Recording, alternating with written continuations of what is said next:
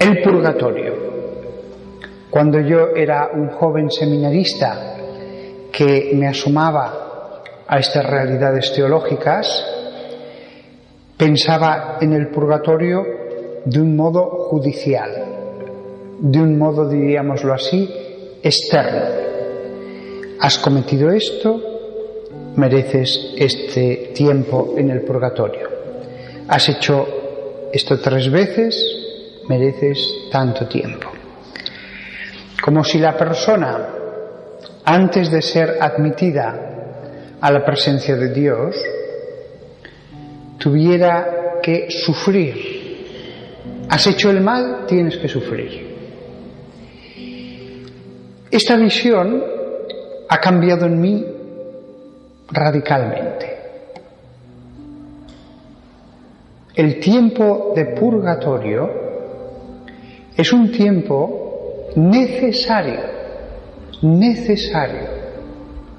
El tiempo de purgatorio, y fijaos que uso la palabra tiempo, porque después de la muerte existe un tiempo, el Evo, que es distinto del nuestro, es la sucesión de pensamientos, sentimientos, actos de voluntad que hay en un espíritu separado del cuerpo. Quitad el cuerpo a un espíritu, incluso podéis imaginaros, aunque es una imaginación, sin cuerpo, totalmente a oscuras, en perfecto silencio, a solas con vuestro pensamiento.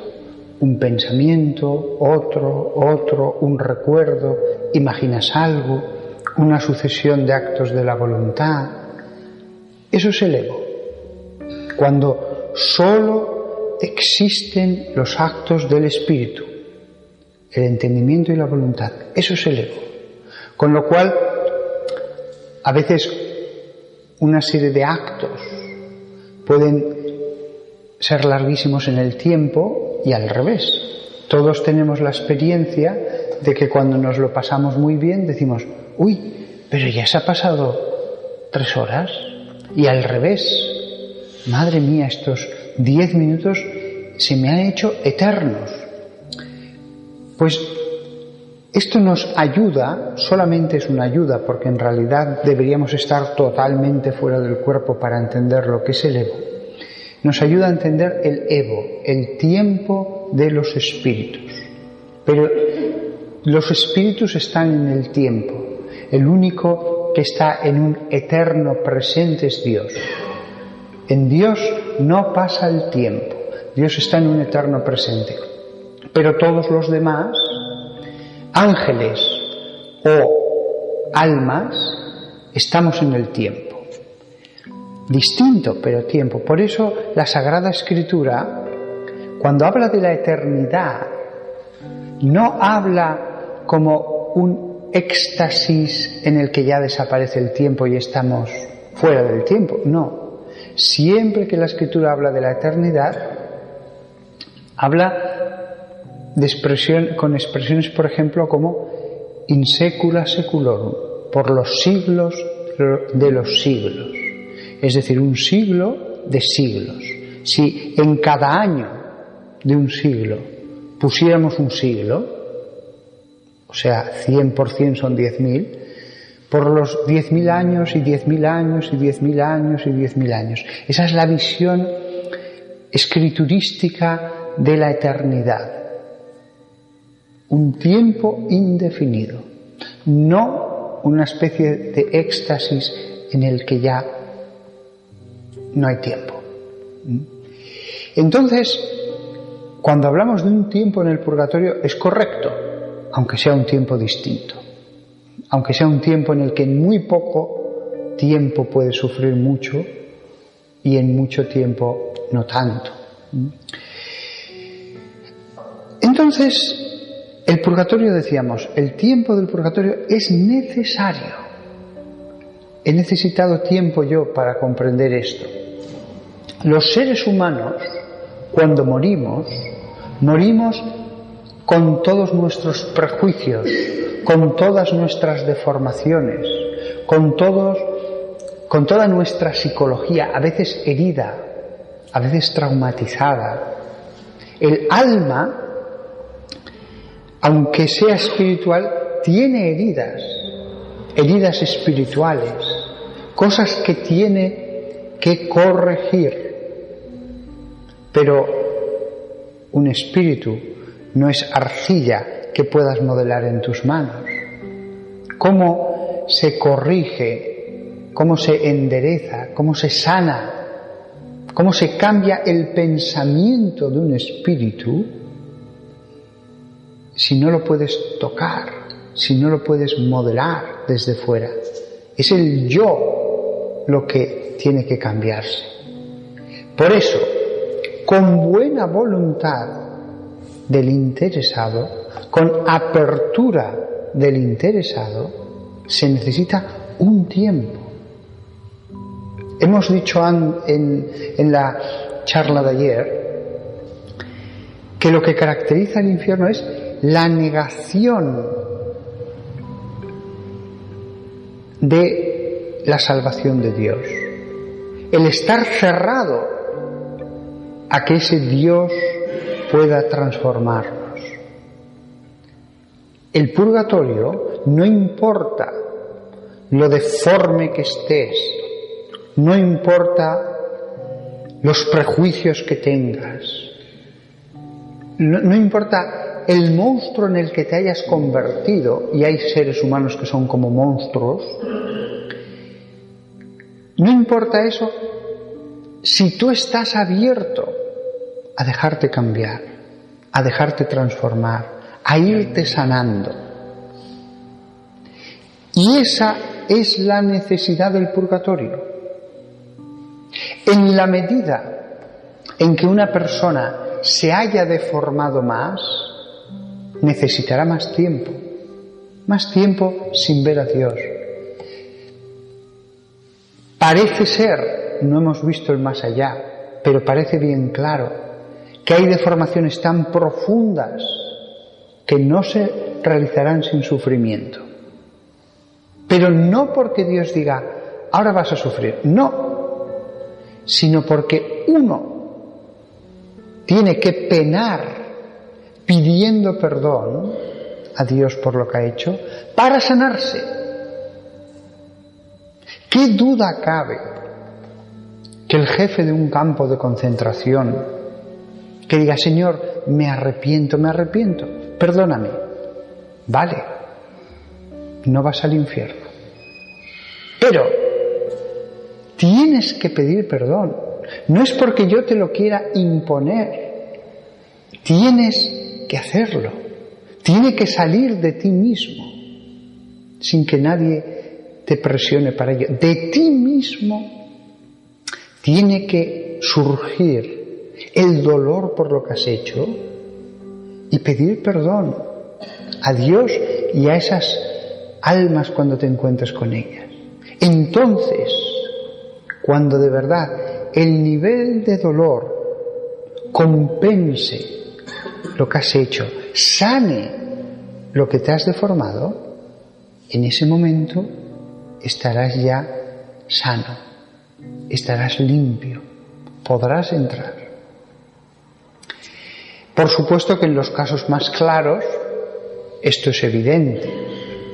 Alguien que ha estado en la mafia, un terrorista, pero incluso el marido que se emborrachaba, que pegaba a su mujer, que se gastaba el dinero en el juego mientras los otros vivían en estrecheces, él en su medida tendrá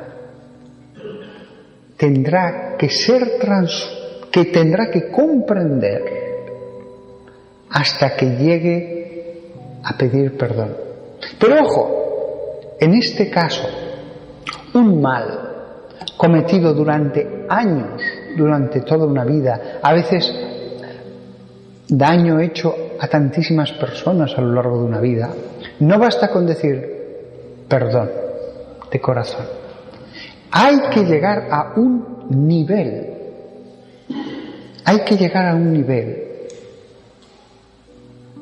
Incluso aquí en la tierra, si yo estoy en una casa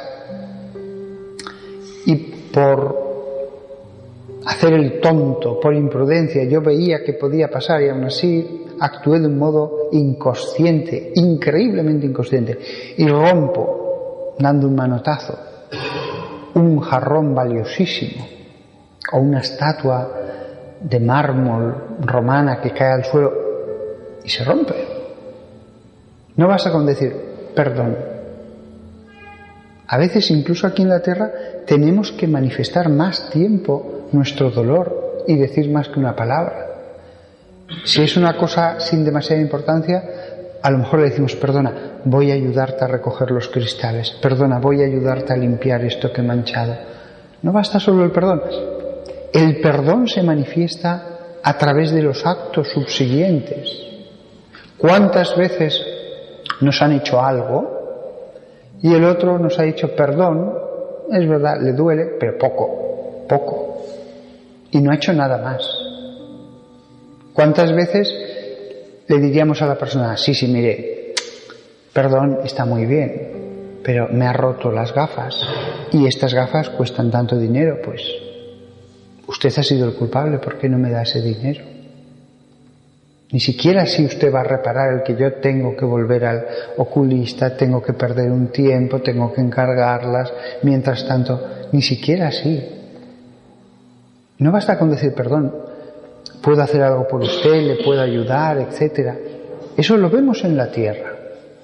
En el purgatorio se nos da un tiempo para que comprendamos, un tiempo para que nos cambiemos con la ayuda de Dios. El purgatorio es necesario. Los protestantes todos negaban el purgatorio. Sin embargo, leyendo libros de escatología protestantes de los últimos 40 años, no pocos autores protestantes han dicho, hombre, quizás esta doctrina nos la deberíamos replantear. Quizás esta doctrina no era tan mala como pensábamos. Según ellos, no importa lo que seas. No importa que seas un asesino o un ladrón o un vividor o... Una vez que te mueres, tienes fe, vas al cielo, lo mismo que el hombre bueno, el hombre que ha ayudado a los pobres, el hombre que se ha sacrificado por los demás, el hombre que ha dado su vida por salvar a otro. Todo es igual. ¿Tienes fe? Todo es igual. Muchos autores protestantes han dicho, un momento. Quizás no son las cosas tan así. Quizás la doctrina católica del purgatorio no era tan tonta como nos pareció. El purgatorio, ante todo, como un tiempo de comprensión. Unos necesitarán más tiempo, otros menos. Algunos, reparar la deformación que tendrán requerirá de mucho tiempo, porque daos cuenta de que al comienzo uno comprende todas las realidades, incluso las celestiales, incluso a Dios mismo, según es. El problema es que se comprende a Dios según es. Y si algunos en 70 años se han deformado tanto y no comprendieron casi nada, aunque al final pedirán perdón, ahora van a necesitar tiempo. Van a tener que hacer todo lo que no hicieron en una vida. Fijaos cuántas posibilidades nos da la vida para comprender. La vida como un libro abierto.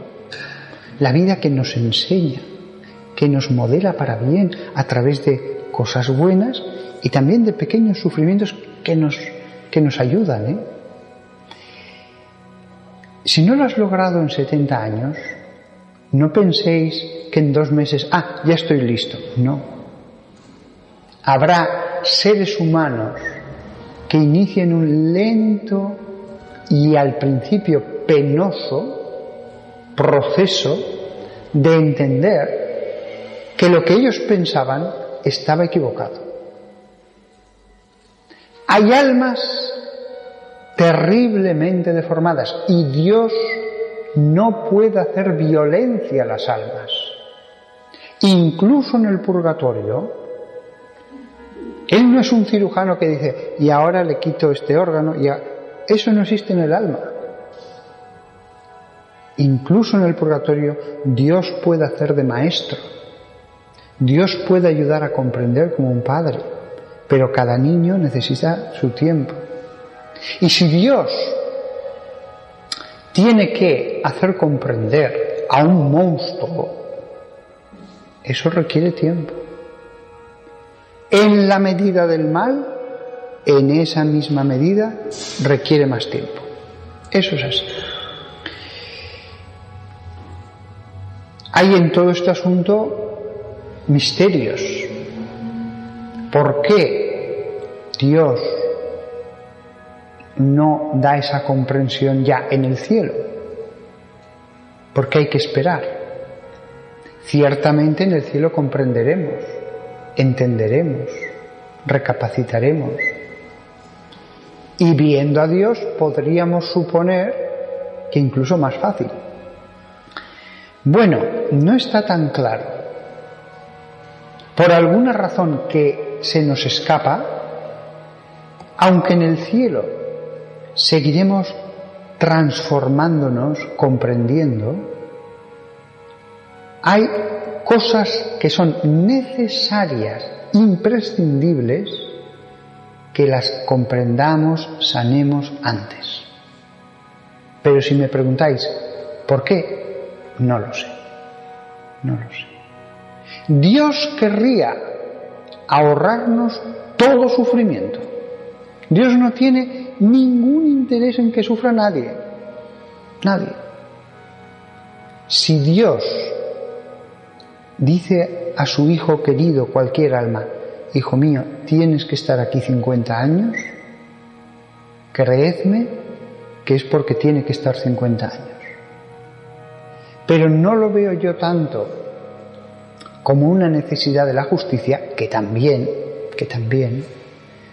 no lo veo yo tanto como eso, sino por la necesidad que tiene cada individuo de ir cambiándose.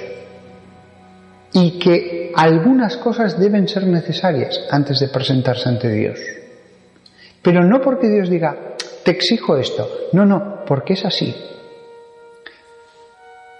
Recuerdo un reportaje en el que salía en una fundición un chorro de, creo que era hierro o acero líquido. Era acero, creo que era acero.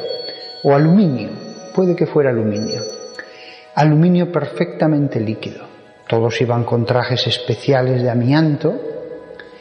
Y le dice al que llevaba la cámara, se saca el guante y le dice, voy a poner mi mano en el chorro. Y efectivamente hace así y corta el chorro.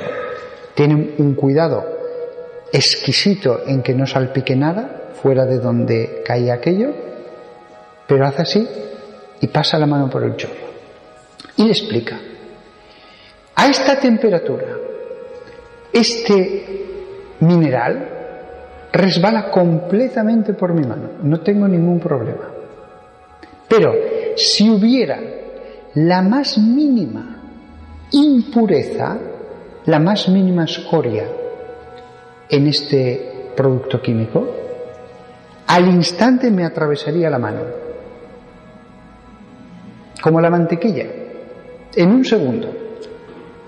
Esto solo se puede hacer cuando este metal en concreto es de una pureza al 100%. Quizás la razón del purgatorio, o parte, esté en que si nosotros tuviéramos las escorias del pecado en nuestra alma, nos abrasarían como la más terrible de las torturas al ver la santidad de Dios. Esa es mi opinión, pero es una opinión. Si las almas, con toda su escoria e impureza, fueran colocadas en ese horno de santidad, de pureza inmaculada, que es Dios, la santidad de Dios sería un espectáculo tan abrumador e imposible de soportar, que nos traspasaría, que nos quemaría totalmente eso. Y por eso hay cosas que tienen que ser completamente separadas antes de que entremos en ese horno. Mi opinión es esa. Sería, viendo a Dios y viéndonos a nosotros mismos, el mal en nosotros sería la tortura más increíble, nos volvería locos, perderíamos la razón al contemplar aquello, lo que es Dios y lo que somos nosotros. Tenemos que ser preparados para ese choque, tenemos que ser preparados. De lo contrario, la trascendencia de Dios, Dios es el trascendente, es lo completamente diverso a todo lo que conocemos. Trascendencia significa eso. No, trasciende todo. No estamos hablando de más cantidad, no estamos hablando de grados, estamos hablando de lo que es completamente diverso en santidad, no a lo que hemos conocido, a lo que podamos imaginar. De ahí que cuando ese Dios nos dice no, debes purificarte, es que hay que purificarse. Dios en el purgatorio ayuda, envía gracias para que comprendamos. Dios enseña, bien sea su voz, bien sea también a través de los ángeles, bien sea a través de los santos. No es que todas las moradas del purgatorio tengan que ser necesariamente como estar en una cárcel solo, no. A veces habrá moradas del purgatorio que se parezcan más a un diálogo, a una escuela, a un pasear con otros seres que nos enseñan y después nosotros meditamos, oramos. Habrá otras moradas del purgatorio que quizás sí que sean más como una cárcel, como el drogadicto que al dejar una droga tiene que ser encerrado y que, aunque sufra mucho, se libere de eso. Quizás haya seres humanos que al ser arrebatados de esa materia que amaron con todas sus fuerzas y de todos los placeres en los que pusieron toda su alma, se sientan, al ser arrebatados de la carne y todavía sin Dios, como el drogadicto al que le has quitado aquello que para él era una adicción. Otros quizás tengan que vagar por la tierra durante siglos, viendo el mundo y tratando de comprender. Vagar viendo el mundo y entonces por fin entender al mundo fuera del mundo y ver qué tonto fui, mira, qué tonto, y mira, hice esto y ahora eso ha tenido esta repercusión y aquí veo la consecuencia de lo que hice en esta otra persona. El purgatorio no es un solo lugar. Estamos hablando, cuando hablamos del lugar, de un estado. Es un estado con muchas moradas y muy variadas. El purgatorio es un estado, no es un lugar geográfico, donde esté el alma que todavía no ve a Dios y está en ese estado de purificación, ahí está el purgatorio. Puede haber un alma en el purgatorio sobre la tierra. De hecho, hay muchas historias acerca de almas que penan en el lugar donde se suicidaron. Hay muchas historias. También las hay acerca de almas que vagan en cementerios, etc. Sí, no digo yo que eso no sea correcto, me parece muy razonable que algunos, el primer estadio de ese estado de purificación sea ver el mundo fuera del mundo, sea ver el mundo con todos sus placeres, cuando ya sabes que no puedes gozar de ningún placer corporal y que sin embargo la otra vida existía. Como si Dios dijera, tómate tu tiempo, yo te voy a ayudar, pero tómate tu tiempo. Quizás haya almas que escuchen la voz de Dios que les habla y le dice, ¿ves? Esta persona, lo dura que es ahora con otros, tú contribuiste con dureza tuya, fíjate lo que hiciste, y aquí, y tú también ayudaste a cambiarle el carácter. Mira la consecuencia concreta de tus actos.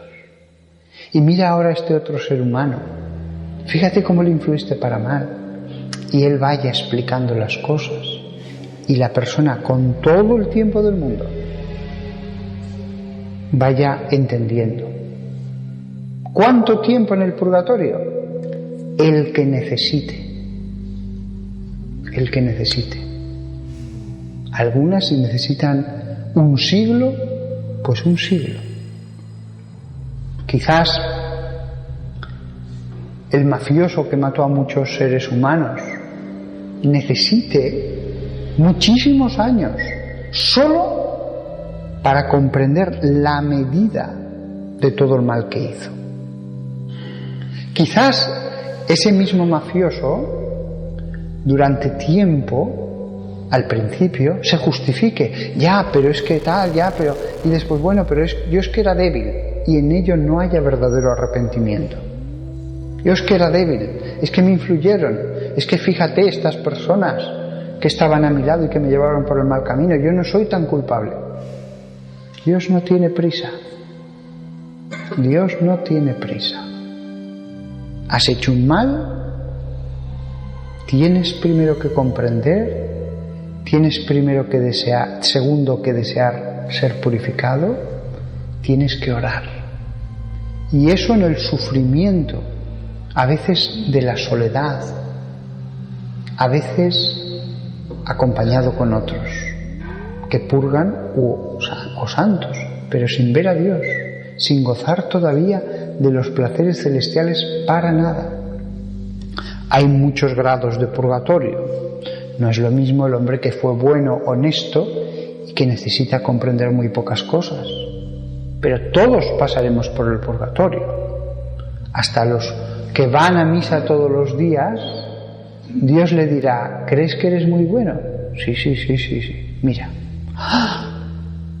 ¿Así soy yo? Sí. Mira, tienes este defecto, tienes esta otra cosa, tienes esto.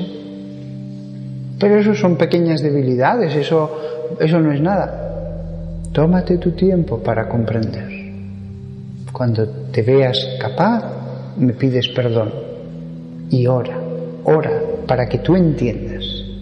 Pero es que no lo veo. Ora para entender. Ya no se puede ganar mérito.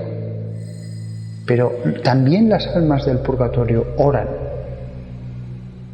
Incluso la Iglesia nunca se ha opuesto, aunque no se sepa seguro, nunca se ha opuesto a que pidamos a las almas del purgatorio. Probablemente, esa es mi opinión, algunas por lo menos pueden orar por nosotros. Las personas que no son malas y que pasan una penosa enfermedad, pensemos en un cáncer durísimo, con la quimioterapia, con pinchazos continuamente, lo tremendo que es el final de algunas personas, esas tienen su purgatorio aquí en la tierra.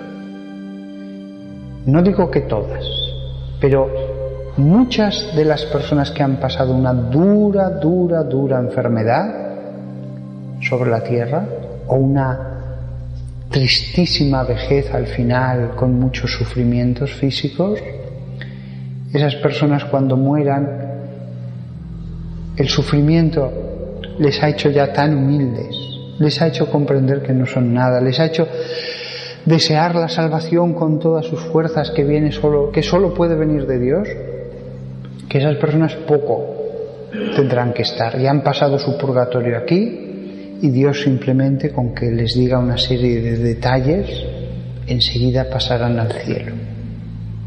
Incluso personas ateas, personas sin fe, pero que han sufrido mucho al final de la vida, se vuelven tan humildes, tan como niños que entienden que no pueden nada por ellos mismos, que con muy poco después de la muerte pasarán al cielo. Esa es mi convicción.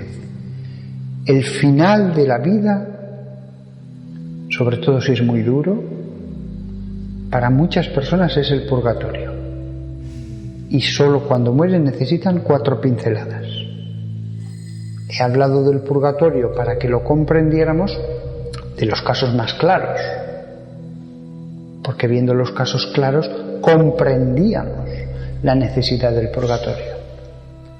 Pero hay muchas otras personas, muchas, incluso ateos, que cuando mueran solo necesitarán un pequeño barniz y estarán perfectos para ir al cielo. Por eso Dios en su sabiduría, después de una vida en la que en la mayor parte de los casos se acumula pecado, deformación, puso los sufrimientos al final. Eso forma parte del orden de Dios. Y cada uno, en el final de nuestra existencia, sufriremos aquí en la tierra con la enfermedad el tiempo, la medida y el modo que Dios permite, permisión. Pero cuando estéis algún día en una cama de hospital con el gotero y vengan a daros otra inyección, recordadlo, este es mi purgatorio. Esto no sucede por casualidad. Y además ganáis mérito si lo hacéis con fe. Y entonces, un alma, cuando ya está sin escoria, cuando está pura para sumergirse en la pureza, cuando está ya con amor sin mal para sumergirse en el amor, cuando ya lo desea con toda su alma. No deseamos a Dios lo mismo cuando vamos a morir que si nos han hecho esperar 5 años diciendo y ahora prepárate. No es el mismo deseo. Cuando ya está con ese deseo que el alma es un ascua ardiente de deseo de Dios, y entonces ya se sumerge en Dios.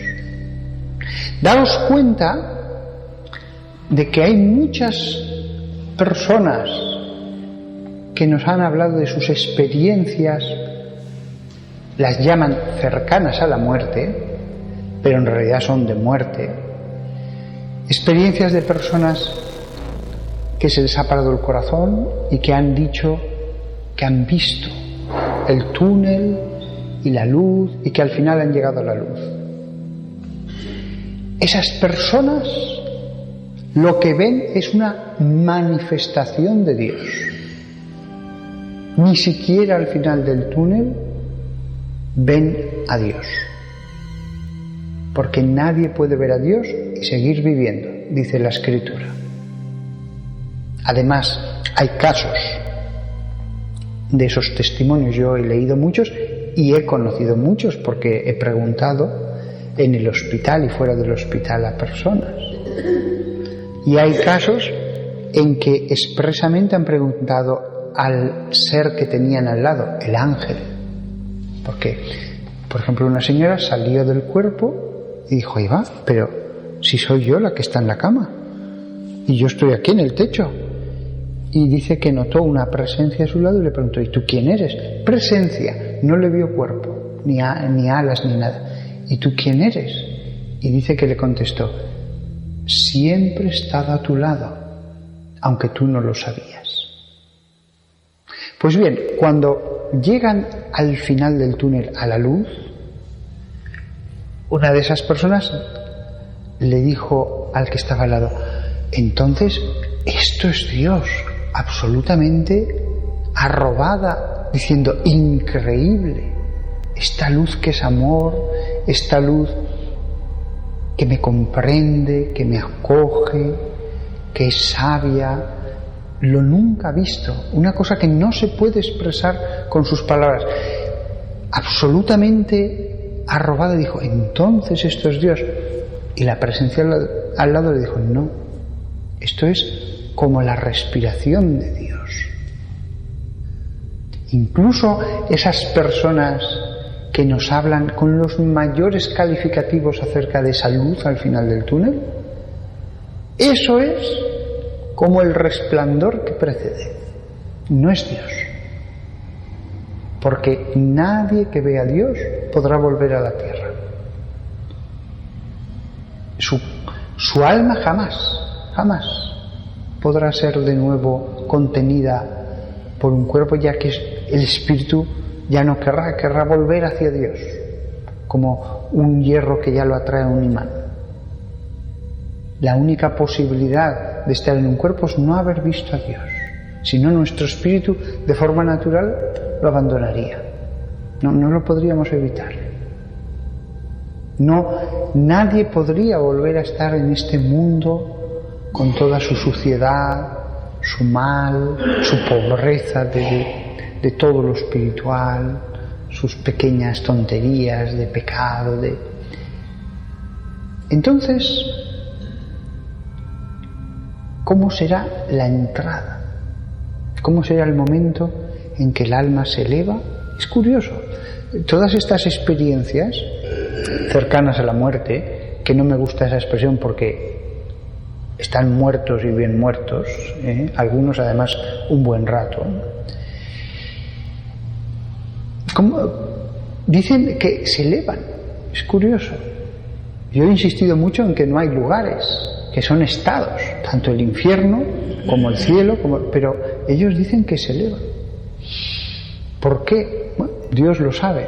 También es cierto que Jesús en varios lugares del Evangelio se dice: y elevó los ojos y oró al Padre. Si Dios está en todas partes, ¿por qué elevó los ojos? Él mismo ascendió. No lo sabemos. ¿Es todo un símbolo meramente o hay algo más? Que ascendió a los cielos, eso es real, Él está descrito en el Evangelio y ascendió físicamente, pero ¿será un símbolo el que Él quisiera desaparecer de este mundo de esa manera?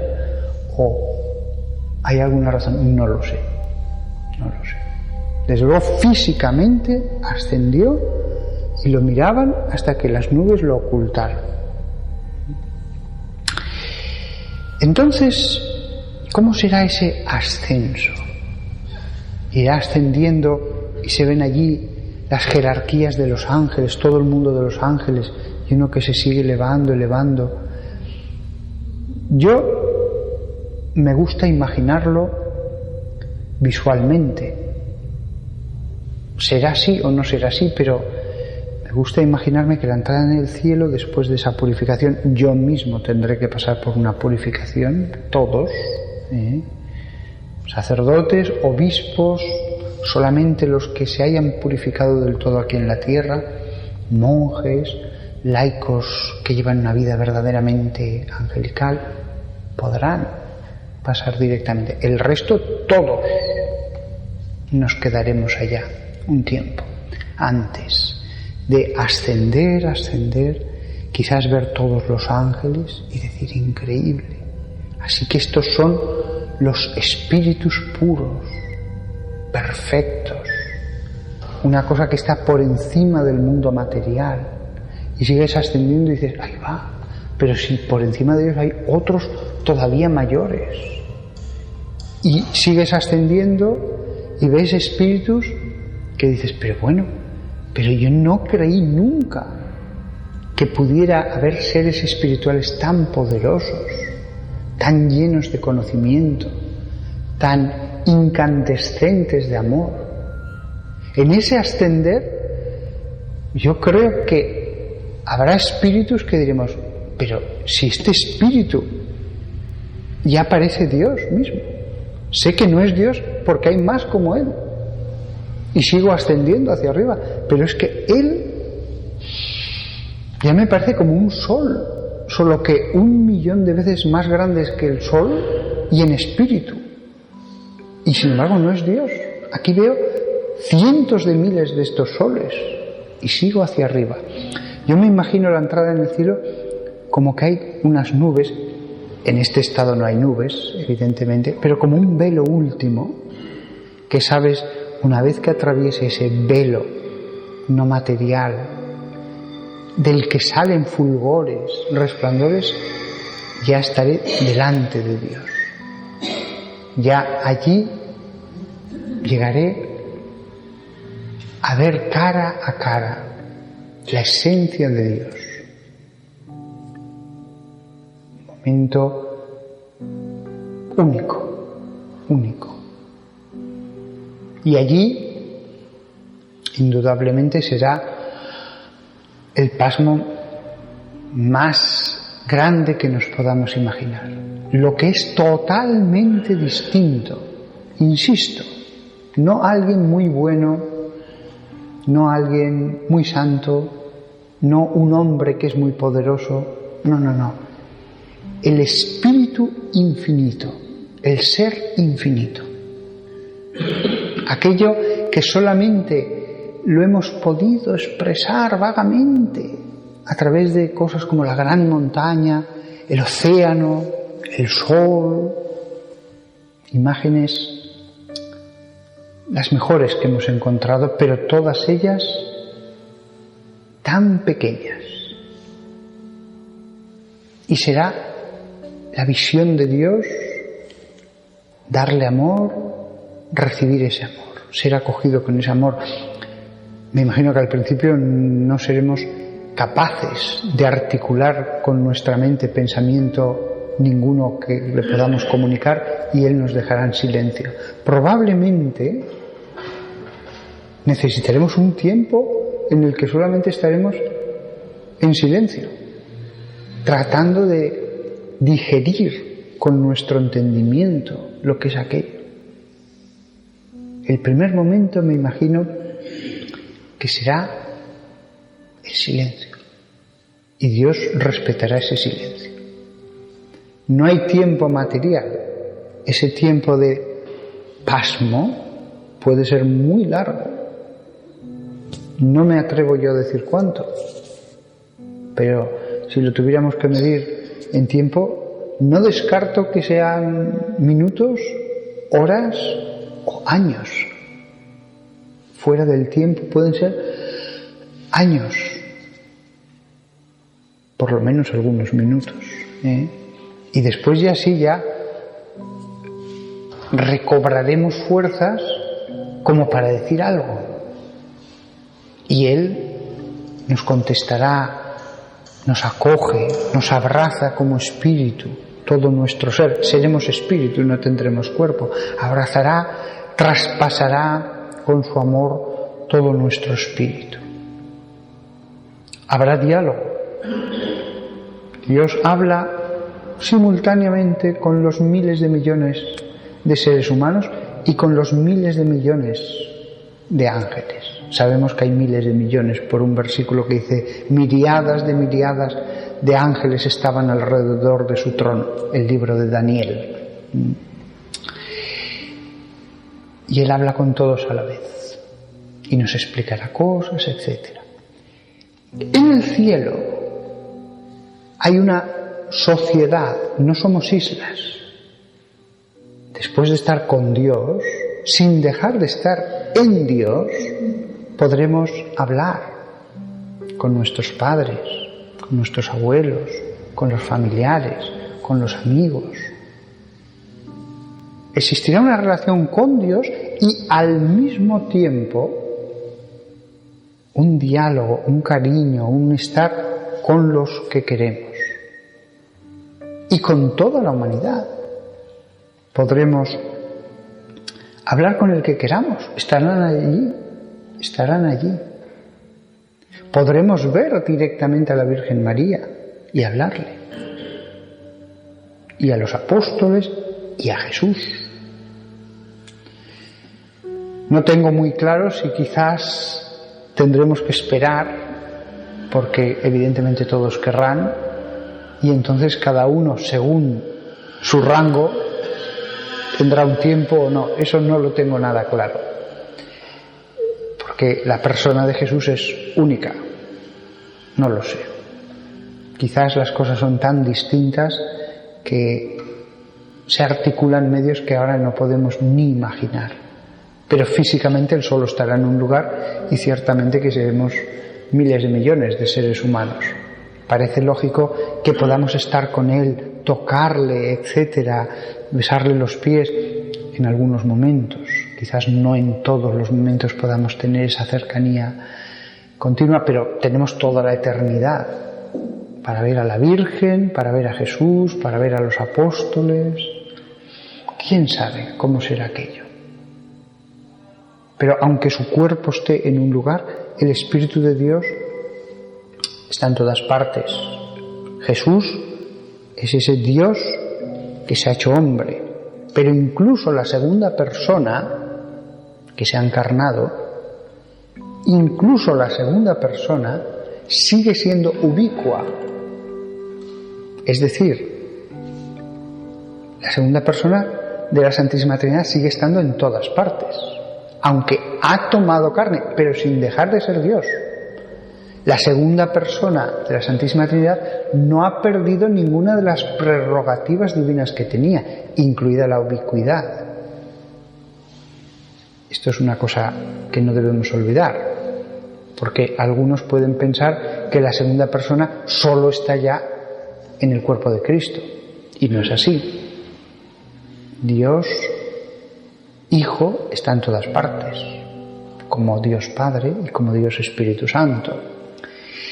Entonces estaremos gozando de Dios todo el tiempo. Nuestra relación con los demás no nos privará de la... Si aquí ya hay personas que están en presencia de Dios, eso no nos privará de estar continuamente sumergidos en el gozo de Dios. No he dicho gozo infinito. Cada uno gozará según un grado. Cada uno gozará según un grado. Cada uno gozará al máximo de lo que puede. Y esto sí que es tremendo. Yo casi diría que es la única cosa, la única que nos podría no hacernos felices en el cielo. Si algo pudiera hacernos infelices en el cielo, que no hay nada, es imposible, será comprobar que el sentido de la vida era transformar nuestra alma, capacitarla para acoger al máximo posible a Dios. Ese es el sentido de la vida. Si no, a todos nos hubiera metido ya en el cielo nada más crearnos.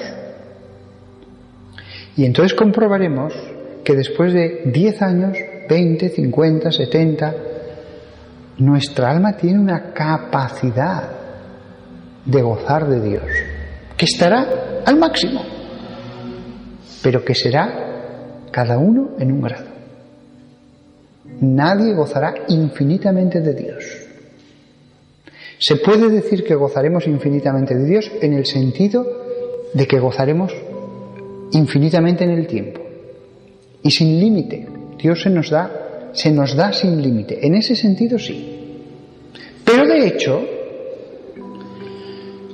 por muy grande que sea un mar de chocolate, mi capacidad de tomar de ese mar de chocolate es limitado. Por muy bueno que sea un libro, hablo de las grandes obras de la humanidad, mi capacidad para gozar, entender, paladear esa obra es limitada. Si el libro es una de las grandes obras maestras de la humanidad, el libro me supera. Yo llego hasta un tanto por ciento. Eso es tremendo. Cada uno de los que estamos aquí gozaremos en un grado. Y nada más. No se nos puede añadir más, porque todo nuestro ser estará lleno. Si Dios hubiera podido ahorrarnos la vida, hubiera creado almas y directamente al cielo. ¿Para qué sufrir? Pasar enfermedades, trabajar, aburrirnos, para todos al cielo. Que Dios no gana nada con el sufrimiento. Ahora bien, podía haberlo hecho, pero si lo hace, todos gozaríamos como los niños bautizados, al mínimo. Los niños bautizados están al mínimo. En la medida en que él mismo ensanchó esa capacidad, porque usamos siempre el ejemplo del cuenco, del vaso, y es correcto, pero en realidad es que el cuenco somos nosotros. No es que alguien nos dé un cuenco, no, es que cada uno goza de Dios como es. Quid recipitur ad modum recipientis. Lo que se recibe al modo del recipiente. Yo siempre pongo un ejemplo. La Capilla Sixtina es la misma, pero no goza lo mismo al ver aquello el profesor de Oxford, que lleva explicando 10 años esas pinturas y que sabe cada detalle de ellas, sus simbolismos, el porqué de todo, el conjunto que forman, etc., que la mujer gorda, cansada, que solo ve seriales de televisión, que está aburrida y que solo piensa en comerse a otro lado y que dice más pinturas, a ver si acaba esto. La Capilla Sixtina es la misma, pero no todos gozan lo mismo. Uno puede quedarse fascinado y otro diciendo, pues sí, es bonito. Y es la misma capilla. ¿Por qué el profesor goza hasta el punto de que podría quedarse 4 horas extasiado viendo aquello? Porque ha estado durante 10 años leyendo, meditando, reflexionando sobre esa pintura, leyendo más, dialogando, formándose. En la medida en que él se ha esforzado, en esa medida él va a disfrutar ahora. Si yo me encuentro con Jorge Luis Borges, que es un autor al que yo le tengo una admiración suprema, pues para mí va a ser un placer tan grande, aunque me encontrara sobre la tierra con él, hablando, tan grande escucharle, conocerle. Otra persona que no ha leído sus obras, pues va a decir, no tengo ningún interés. Y si habla con él se va a aburrir. ¿Por qué yo gozo? Porque he perdido horas y horas, y eso lo he hecho, leyendo sus obras y leyendo artículos y libros que profundizaban por qué esa es una de las grandes obras del entendimiento humano de todos los tiempos. Yo me he esforzado, si me encuentro con él, sería uno de mis grandes placeres aquí en la tierra. Ya murió, pero si estuviera sobre la tierra, para mí sería uno de los grandes placeres. Y Borges es el mismo para esa señora que se aburre estando con él y para mí. Lo mismo pasa con Dios. Dios es el mismo. El premio no cambia porque a uno le den una coronita mejor, o un vestido mejor, o un palacio mejor. Ni hay coronas, ni hay palacios, ni hay vestidos. Somos espíritu. Es Dios y todos sumergidos allí. El premio no es en algo externo, no es en una medalla que ponemos sobre el cuerpo. No hay cuerpo. En ese momento somos el entendimiento y la voluntad, lo que nos capacita para amar, para entender y amar. Y cada uno entenderá y amará en la medida de sus 40, 50, 60, 70 años sobre la tierra. Si moriste recién bautizado, estás al mínimo. Gozas de Dios, pero al mínimo. Y habrá otro que gozará, no exagero, 1.000.000 de veces más, o 1.000 millones de veces más. Las diferencias en el espíritu son mucho más grandes que entre la materia. Y vemos que incluso entre la vida, uno es un pequeño insecto, pequeñito, como un saltamontes, un gusano, y otro es grande como un águila, y otro es inmenso como una ballena. Fijaos qué diferencia entre la vida de uno y la vida del otro. Fijaos qué diferencia entre la vida de un pequeño insecto y la vida de un ciervo, de una cierva que amamanta a sus crías, que les quiere. Se ve a veces como los mamíferos tienen ese cariño, Hay mucha diferencia de vivir de un modo a vivir de otro. En el cielo viviremos como somos. La vida sobre la tierra no tiene otro sentido que forjar nuestro espíritu. Si no, Dios nos hubiera ahorrado todo esto, indudablemente.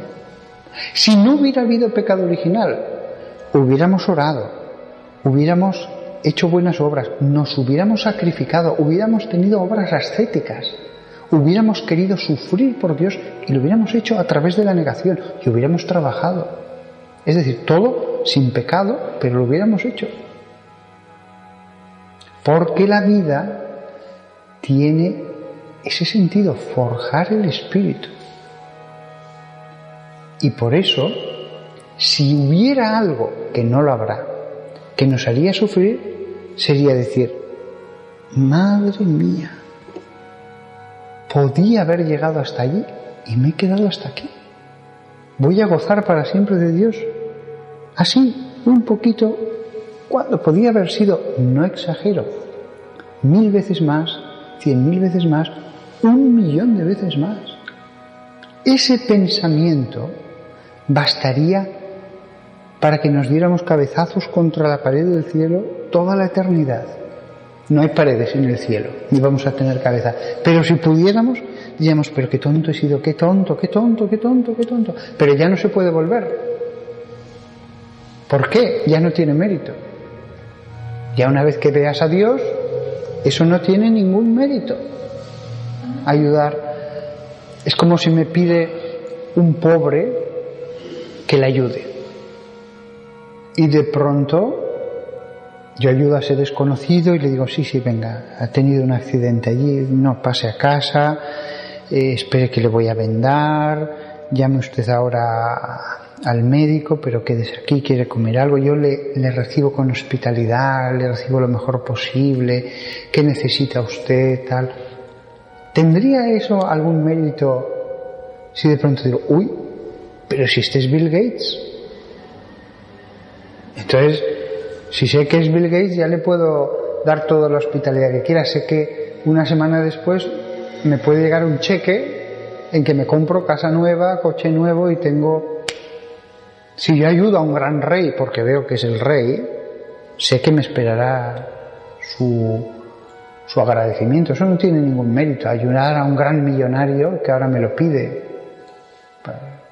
eso no tiene ningún mérito. El mérito tiene el que yo no sabía que ese hombre era un millonario y lo hice porque quería hacerle el bien, sin esperar nada. No sabía quién era y hice un acto altruista, un acto de puro amor, de ayuda. Si yo sé quién es, ya no tiene mérito.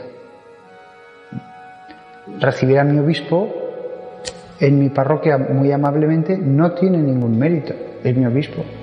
Recibir a un pobre desconocido que me pide preguntas, que me pide ayuda, que empieza a ser un poco pesado, que eso tiene mérito.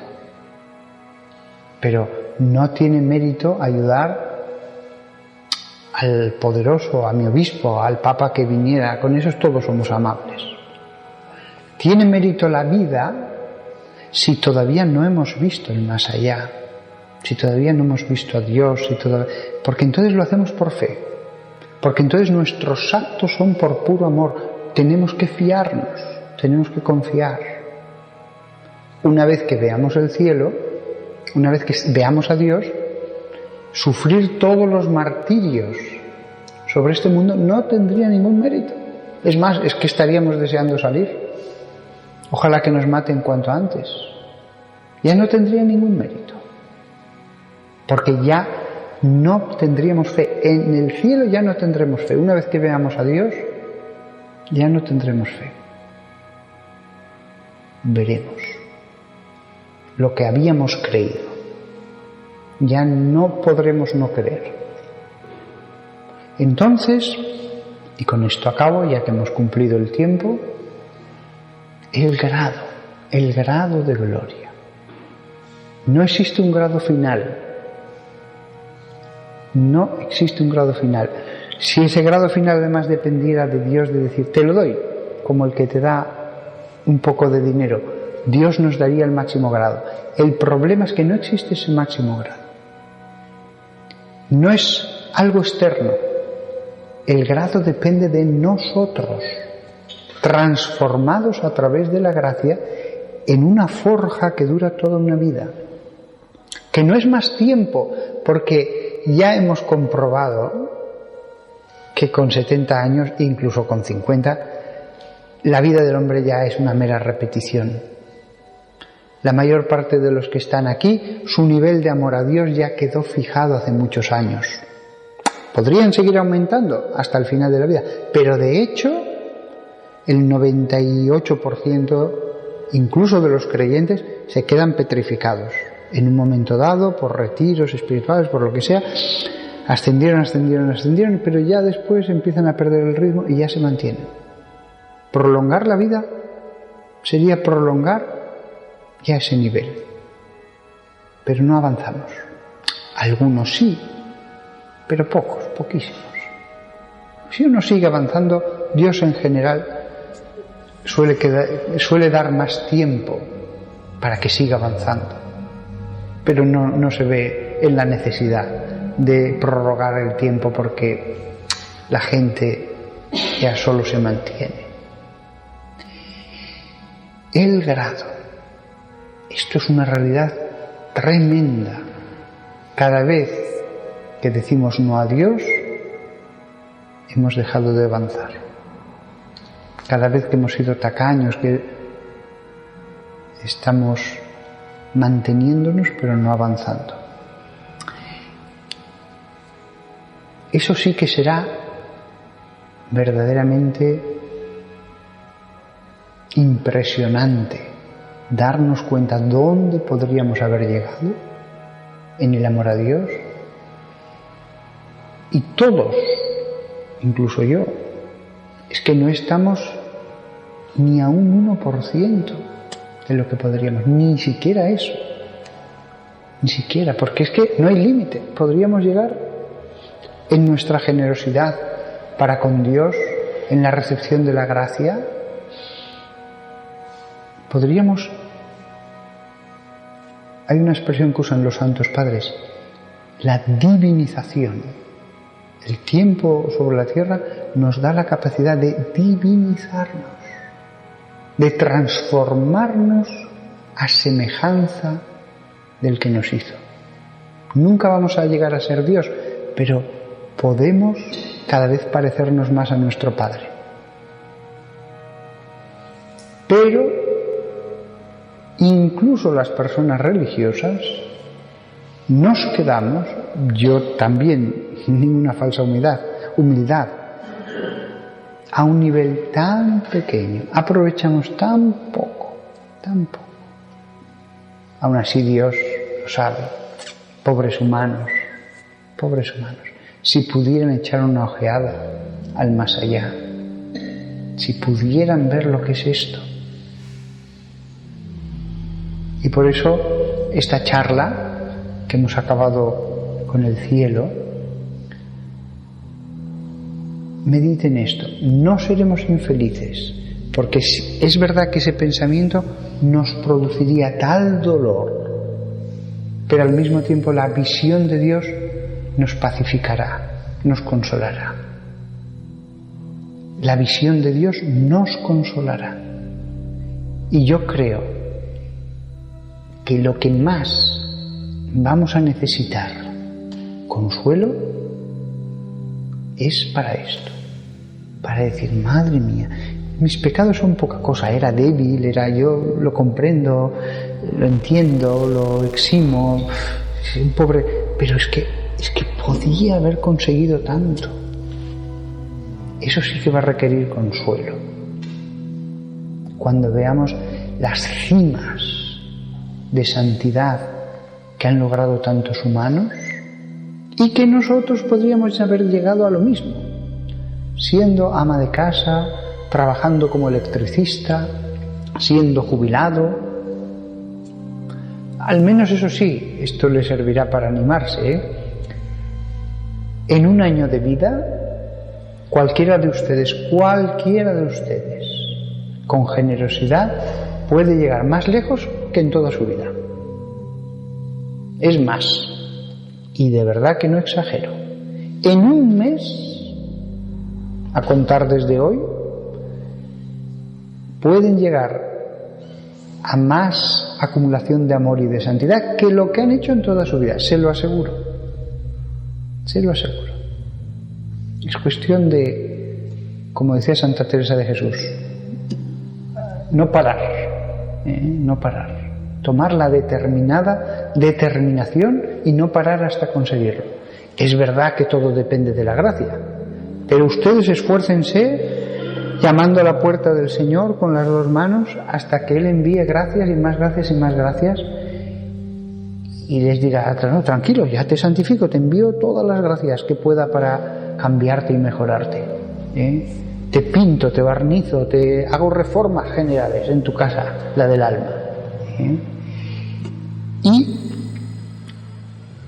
cuando uno se esfuerza, entonces la llegada al más allá es lo que uno ha esperado, lo que uno ha deseado. Es un momento absolutamente inenarrable. En ese momento uno ve que todos los esfuerzos han valido la pena. Sabemos que esto es así porque ese Dios su poder es tan infinito que hace milagros. Yo los he visto, de curación, de profecía incluso. Cuando Dios quiere hacer una cosa, aquí en la tierra se hace. Dios ha dado muchos signos diciendo, estoy aquí, aunque no me veáis. Y entonces, fiándonos, teniendo fe, algún día diremos, valió la pena. Todo valió la pena. Todo era verdad. Hay un hecho impresionante que me contó un sacerdote y que es verdaderamente tan raro que yo me limito solo a decirlo.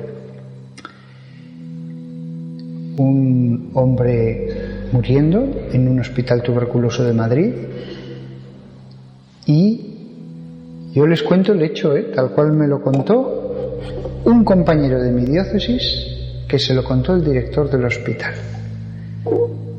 Y el director del hospital, el capellán y la madre estaban velando el cadáver de un joven que había muerto de tuberculosis en los años 50. Estaba la madre, ya os podéis imaginar, y cuenta el director, que se lo contó a mi compañero, que en mitad del velatorio se incorporó volvió a la vida el muerto y le dijo, antes me he confesado solo por hacer feliz a mi madre, pero no he hecho la confesión sincera. He estado en el más allá y he visto lo que hay, y lo que dicen los curas es verdad. Dios me ha concedido volver para hacer una buena confesión. Dejadme a solas. Salieron, el sacerdote escuchó la confesión y volvió a morir.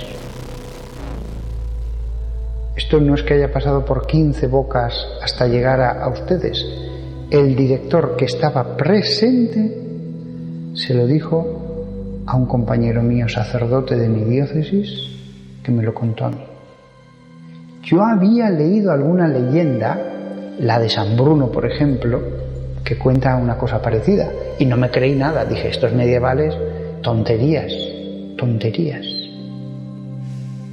Pero después empecé a escuchar relatos, yo mismo como capellán o de otros, de experiencias cercanas a la muerte, de cómo Dios dice, no, te concedo otra oportunidad, puedes volver a la tierra. Y ya no me pareció una tontería tan grande lo de San Bruno. Y después me contó esto: lo que dicen los curas es verdad, dijo aquel joven en su sencillez. La verdad de ese mundo espiritual, de ese mundo que cuando hacen espiritismo se manifiestan y mueven el vaso, de ese mundo en el que a veces hay espíritus del purgatorio que se han aparecido, de ese mundo en el que hay ángeles que ayudan. Les podría contar también testimonios de eso.